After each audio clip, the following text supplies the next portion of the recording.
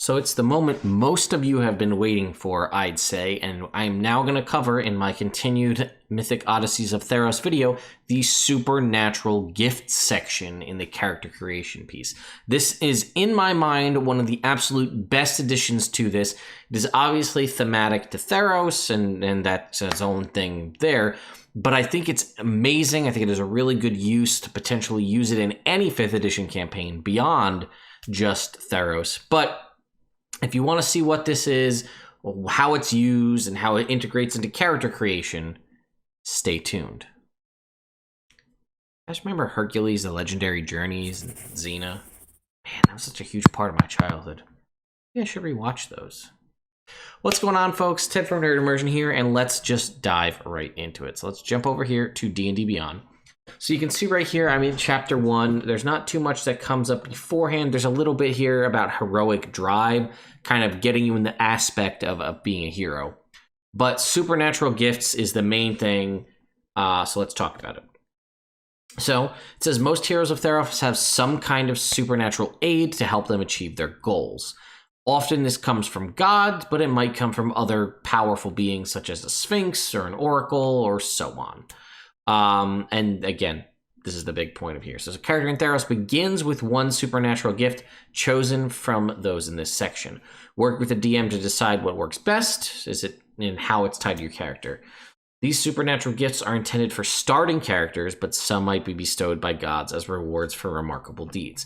Remember, I kind of mentioned this in one of the videos, my top 10 feats video. I really like the concept in older editions of feats that were only available at first level, because it was something you could build into your backstory and your character's background. So these are things that you typically have at character creation.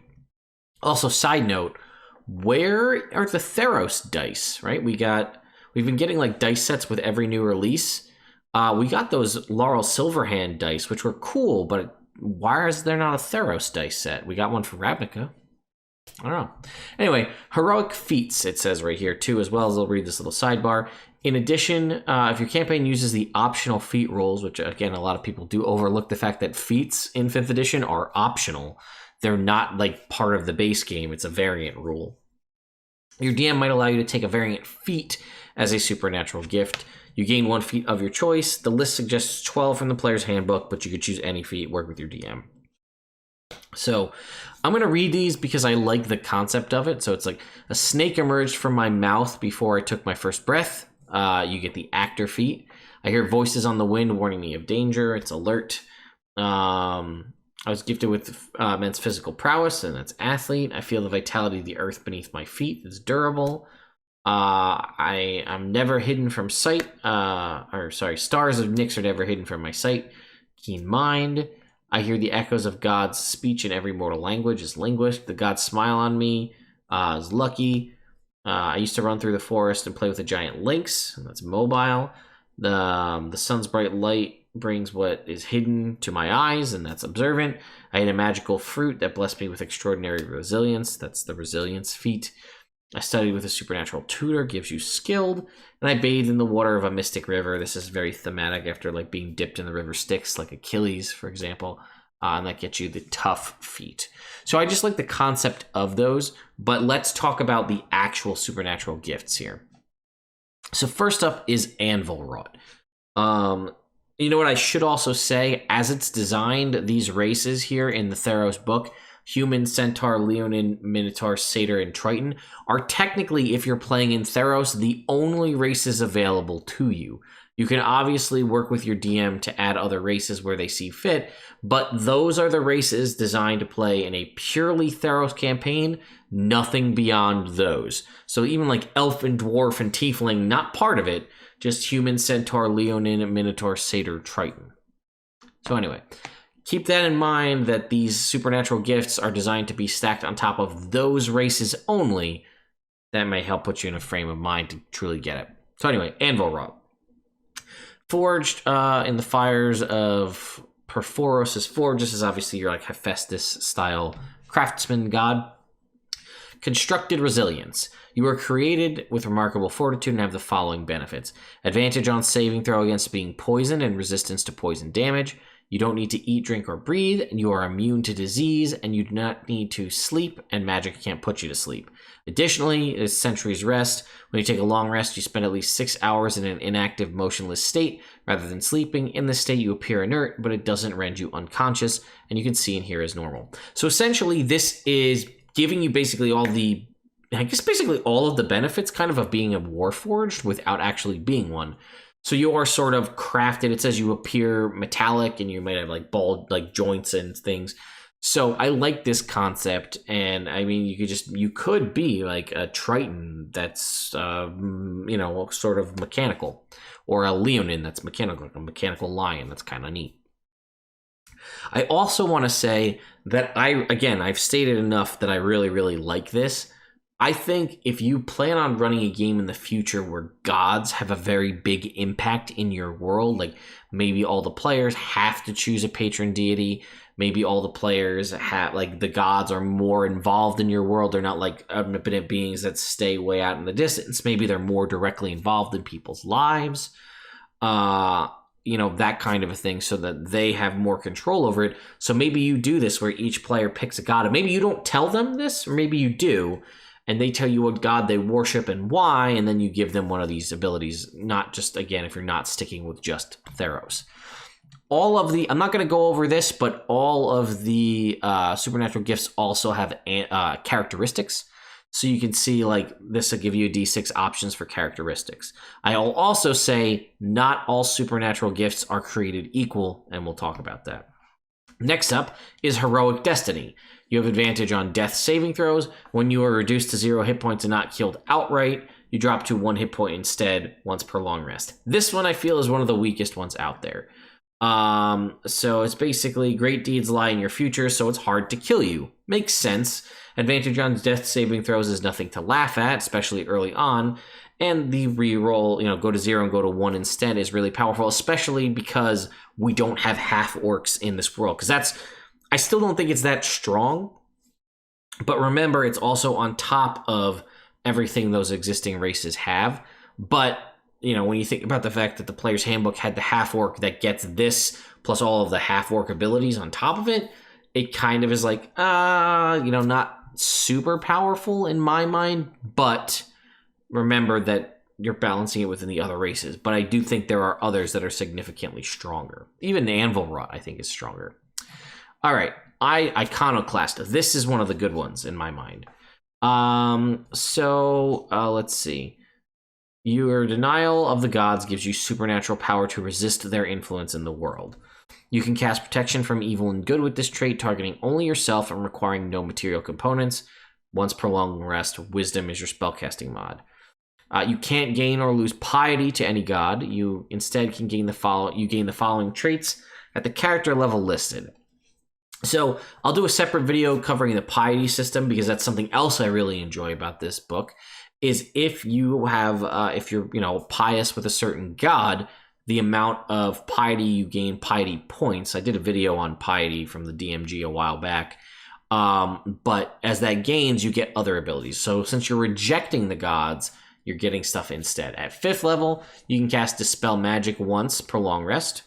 At 11th level, you can cast Dispel Evil and Good with no material components once a long rest. And now your Dispel Magic that you just got before is cast at 4th level. And then at 17th level, Anti-Magic Field with no material components. And your Dispel Magic is now 5th level. So that's Protection from Evil and Good once a long rest. You get Dispel Magic, eventually up to 5th level once per long rest, Dispel Evil and Good once per long rest, and Anti-Magic Field once per long rest. Again, remember, this is kind of a freebie thing, a character creation on top of the race abilities. Inscrutable is resistance to psychic damage, and you are immune to any effect that allows other creatures to sense your emotions or read your thoughts. Insight checks have disadvantage. To ascertain your intentions or sincerity, have disadvantage.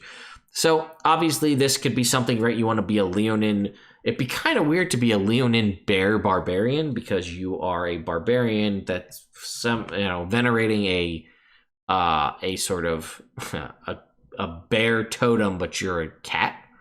But let's say you in theory wanted to do that, you'd have your immunity or your resistance to psychic damage, so you'd have resistance to all types while raging. But this could also be really good for like a sneaky liar type character, like a rogue or a bard, because it's going to give you that creatures are you're immune to effects that allow them to read your emotions, and your lying is better because they have disadvantage to search it out. Lifelong companion. I got really excited when I read this because I thought it was giving you a companion. And that's not the case, though.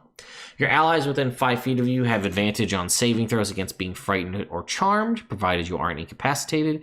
When a character you can and companion's protection, when a creature you can see within 5 feet of you is hit by an attack roll, you can use your reaction to cause the attack to hit you instead. Once you use this trait, you can't do it again until you finish a long rest.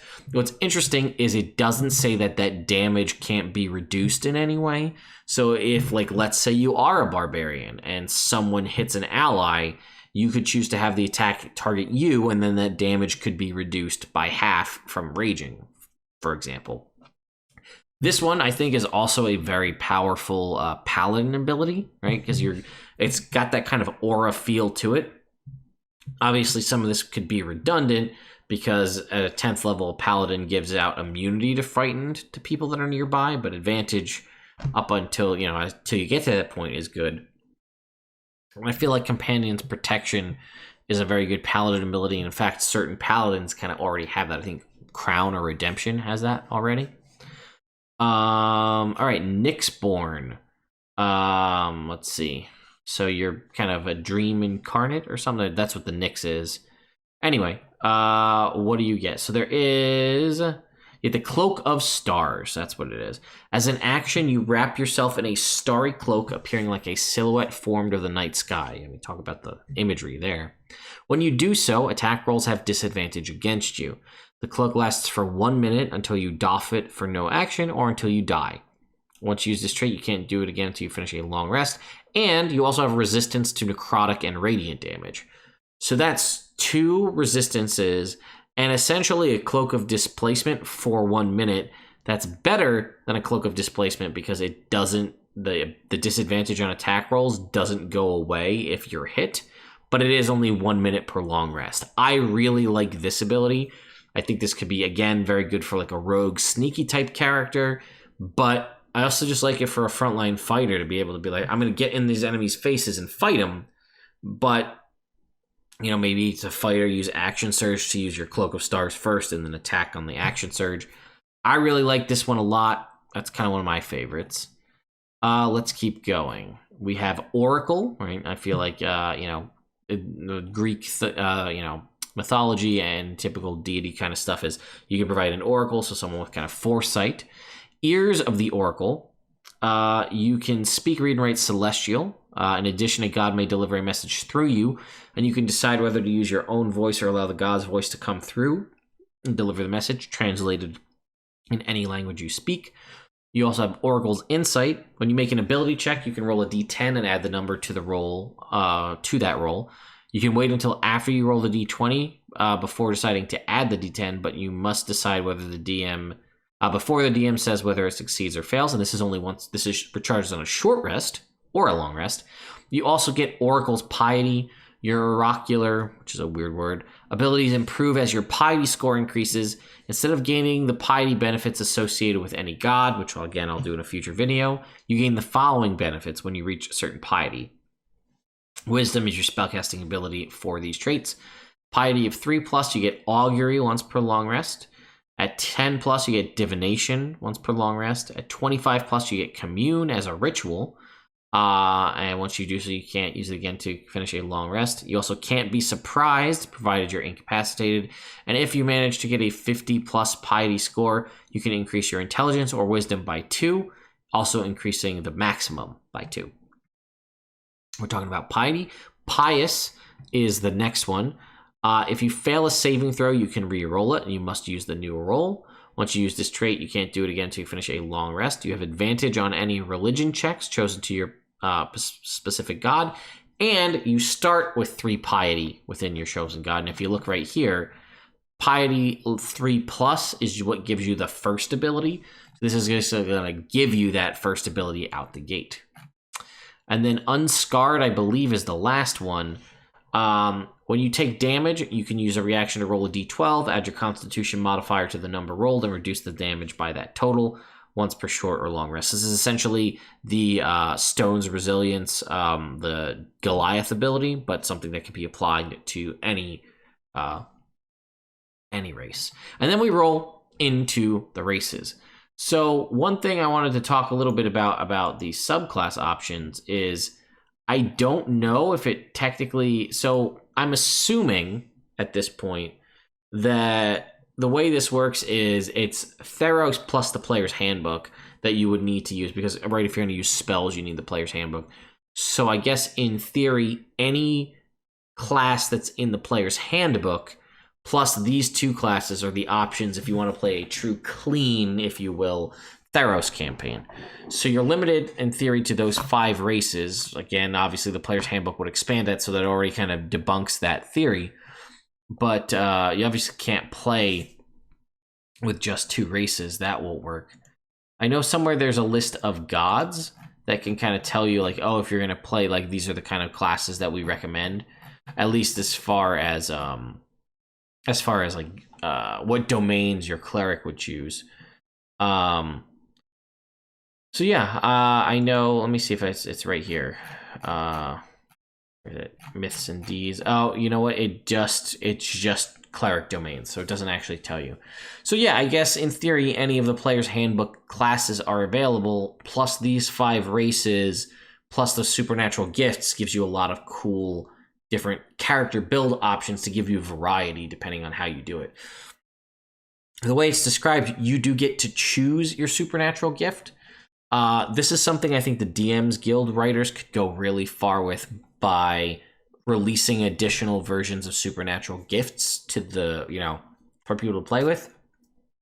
Like I said, I would love to incorporate this. I'm going to see if I can in the next campaign I run in my homebrew world, where maybe I'll add in this concept of supernatural gifts. As you know, I'm a huge fan, of feats at first level to help characters have more versatility. If people are super focused on min-maxing, then it helps them maybe break it up and choose something interesting for their character. I also think it works really well with the racial feats. Like, all of a sudden, you're not just like, oh, I'm really good at this, like the drow, for example, like the drow magic. Like, all of a sudden, oh, yeah, I know these inherent racial spells from the drow magic feat. Like, oh, that doesn't really make a whole lot of sense that you just have them now, but at first level, it makes sense. So I may be looking to incorporate supernatural gifts into my campaign, or maybe like the heroic feats. I really, really like this concept. Again, we've had 5th edition for almost 6 years at this point, or coming up on 6 years in like a month or so. And in my mind, I know I'm not the only one who feels this way, but I know a lot of people don't. I feel like 5th edition's kind of gotten slightly stale for me, and not completely. Or I am still playing it, and I still run this channel because I do love 5th edition Dungeons and Dragons. But I feel like because we're so limited, because there is the slow rollout of resources, not including homebrew, right? Obviously, you can throw homebrew in anywhere, and that changes everything. But because of the official published sources, there's so limited options because they're on such a slow cadence. I feel like in my mind, a lot of the times I see similar builds come up in either games I'm playing, characters I'm running, things that I'm watching. You see the same stuff come up more and more because there's only so many options available. And if you've played with one group and then you start another campaign with that group, people are less likely to want to play what they were just playing. So you start to run out of ideas. So this idea of the supernatural gift, adding something on top of the already racial benefits at level 1, and then the class abilities, kind of allows you to break up that monotony and make things a little more interesting, and maybe build different things accordingly to come up with interesting crafted characters. And I like that. I really do. So I'm very thankful for this book for introducing that. I would like to see more options. And I would like to see maybe not necessarily Theros-based ones, but like maybe expanding this concept to cover all, just D&D kind of as a whole, setting agnostic, if you will. So anyway, that's a lot of me rambling, but I am very passionate about this edition, so I really wanted to give it a full coverage and good discussion around it. So please let me know in the comments what your thoughts are on supernatural gifts. Do you like them? Do you not like them? Are they going to stay in Theros for you and never come to any other game? Or is this something you're loving and want to incorporate into your own game? And if so, how are you going to tweak it? Because I want to know. I'm always looking for other ideas and examples of things to use. So I also want to point out that the Unearthed Arcana that we got about a month ago at this point, Subclasses Revisited, the survey is out for that right now. So if you're unfamiliar, you should go fill out that survey and put your thoughts. If you really don't like the updates they made to something, or you really do, let Wizards of the Coast know, because your voice matters and they want to hear what people have to say about what they like about the subclasses, what they don't like, so they can incorporate that to whenever they finally show up in a published book in the future. So once again, thank you to my patrons over on Patreon for continuing to support the channel. I really do appreciate that. And again, as I've been saying, these videos are coming out as fast as I can record, edit, and upload them. So you should probably ring that notification bell and subscribe to the channel so you can see what's going on and stay up to date when new videos come out. Thank you all so much for watching, and I'll see you next time.